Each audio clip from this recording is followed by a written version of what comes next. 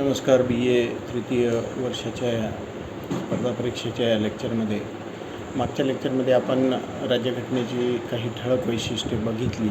उर्वरित जी काही ठळक वैशिष्ट्ये आहेत ते आज आपण ह्या लेक्चरमध्ये बघणार आहोत. तर यामध्ये राज्यघटनेची आपण मागच्या वेळी की मूलभूत अधिकार हे एक आपल्या राज्यघटनेचं एक फार मोठं वैशिष्ट्य आहे आणि यासोबतच राज्य धोरणाची मार्गदर्शक तत्त्वे यामध्ये संविधानाच्या भागात समाविष्ट असलेली राज्य धोरणाची मार्गदर्शक तत्त्वे ही देशाच्या प्रशासनाबाबत राज्याने स्वीकारायची ध्येय आणि उद्दिष्टे ही स्पष्ट करीत असतात. Doctor B.R. आंबेडकर यांच्या मते राज्य धोरणाची मार्गदर्शक तत्त्वे हे भारतीय संविधानाचे एक अभिनव वैशिष्ट्य आहे. त्यांचे 3 प्रमुख गटांमध्ये वर्गीकरण हे केले जाऊ शकते, जसं की समाजवादी, गांधीवादी आणि उदारमतवादी किंवा बौद्धिक. अशा पद्धतीने या 3 गटात यांची हे वर्गीकरण आपल्याला करता येते. तसेच मूलभूत कर्तव्य 42व्या घटनादुरुस्ती कायद्याद्वारे संविधानात भाग 4 मध्ये समाविष्ट करण्यात आलेली ही मूलभूत कर्तव्ये, ज्यामध्ये नागरिकांच्या काही मूलभूत कर्तव्यांची यादी ही या ठिकाणी दिलेली आहे. सुरुवातीला अनुच्छेद 51 यामधील खंड अ ते ज यामध्ये 10 कर्तव्यांचा समावेश या ठिकाणी करण्यात आलेला होता. खंड क जो पालक किंवा पालकांसारखी जबाबदारी असलेल्या व्यक्तीवर कर्तव्य लादतो, तो संविधान 86व्या घटनादुरुस्तीनुसार कायदा 2002 द्वारे जोडण्यात आला होता. अशा प्रकारे ही मूलभूत कर्तव्य ही एक मोठं वैशिष्ट्य आपल्या राज्यघटनेचं दिसून येते. याचबरोबर आपण बघतो की प्रबळ केंद्रीकरण प्रवृत्ती असलेली संघराज्य व्यवस्था जी इतर देशांमध्ये आढळते त्यापेक्षा भारतीय संघराज्य व्यवस्था ही खूप मोठ्या प्रमाणावर भिन्न असलेली आपल्याला दिसून येते. कारण यामध्ये आपल्या संविधानामध्ये संघराज्य हा प्रत्यक्ष शब्द वापरण्यात आलेला नाही, तर अनुच्छेद 1 मध्ये भारताचे वर्णन राज्याचा संघ असा केला आहे, ज्याचा अर्थ असा होतो. पहिले म्हणजे भारतीय संघराज्य हे राज्याच्या कराराचा परिणाम नाही. दुसरं की कोणत्याही राज्याला संघराज्यातून बाहेर पडण्याचा त्या ठिकाणी अधिकार नाही. भारताचे संविधान शासन पद्धतीची संघराज्यीय रचना ही प्रस्थापित करीत असते.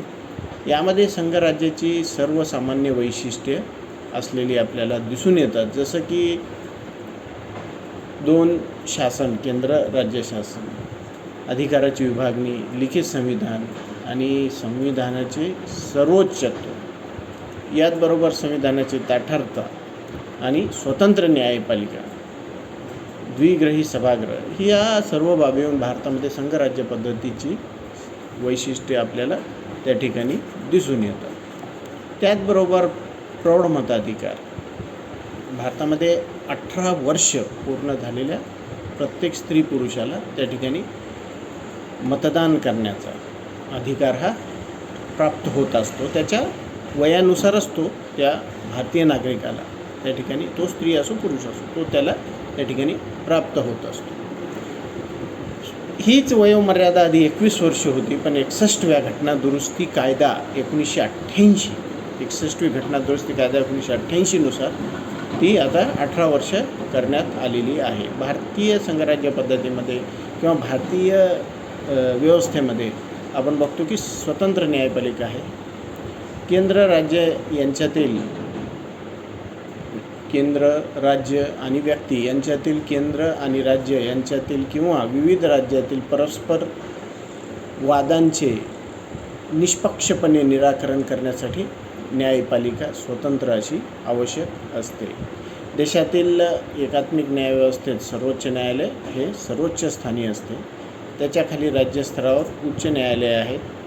न्यायालयाची एक स्वतंत्र अशी प्रणाली स्वायत्त स्वतंत्र प्रणाली आपल्याला दिसून येते. केंद्र आणि राज्य या दोन्ही स्तरावरील कायद्याची अंमलबजावणी ही करत असते, परंतु याची वैधता किंवा त्या संदर्भात होणारे परस्पर वाद यावर मात्र स्वतंत्रपणे न्यायपालिका विचार करीत असते. भारतीय सर्वोच्च न्यायालय हे संघराज्यीय न्यायालय, सर्वोच्च अपील न्यायालय, नागरिकांच्या मूलभूत हक्काचे हमीदार आणि संविधानाचे संरक्षक असे आहे. त्याचबरोबर भारत हे एक धर्मनिरपेक्ष राज्य आहे. या ठिकाणी विशिष्ट धर्माचा पुरस्कार करण्यात येत नाही. भारतीय राज्याचा अधिकृत धर्म म्हणून भारतीय संविधानाच्या उद्देशपत्रिकेत 1976च्या 42व्या घटनादुरुस्ती कायद्याद्वारे धर्मनिरपेक्ष शब्द समाविष्ट करण्यात आला. संविधानातील अनुच्छेद 25 ते 28 हे धर्मनिरपेक्षतेच्या या संकल्पनेला एक मूर्त स्वरूप देत असलेले आपल्याला दिसून येतात. त्याचबरोबर आपण बघतो की भारतामध्ये एकेरी नागरिकत्व आहे. बहुतेक संघराज्यामध्ये लोकांकडे दुहेरी नागरिकत्व असते, परंतु आपल्या भारतामध्ये हे व्यक्ती ही केवळ भारतीय नागरिक असते, त्याला राज्याचं स्वतंत्र नागरिकत्व प्राप्त होत नाही.